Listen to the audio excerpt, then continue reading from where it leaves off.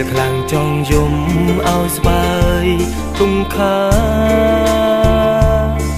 ក៏ព្រមតែរឿងរ៉ាវស្នេហ៍ធ្វើឲ្យរូបខ្ញុំនេះឈឺផ្សា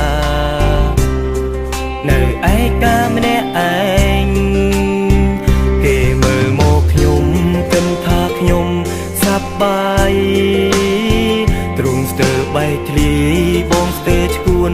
បងវិញ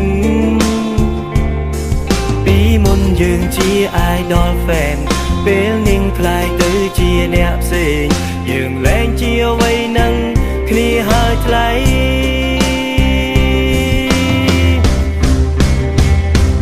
ញញឹមលៀងអារម្មណ៍ឈឺចិនចង់ដឹងនៅចង់លឺបងបារម្ភខ្លាចគ្មានអ្នកមើលថាស្រីមិនអាចរួមគ្មានអូនទេចាំស្នេហ៍អើយនឹងរាល់ថ្ងៃស្រមៃថាបងបានក្បែរអូ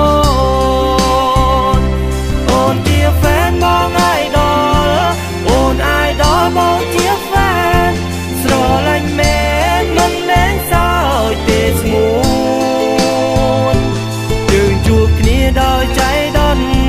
ពេលដងក្លន់ចិននឹងនួនតើអូនមានចិនកិនចង់ត្រូវគ្នាវិញទេ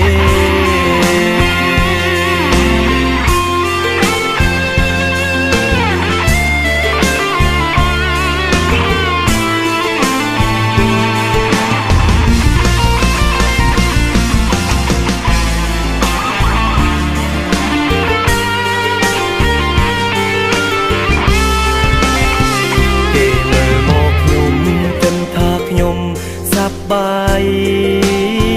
ទ្រង់ស្ទើរបែកធ្លាយបងស្ទើរឈួនបងវិញ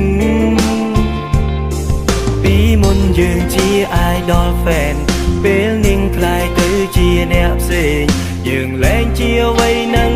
គ្នាហើយថ្លៃ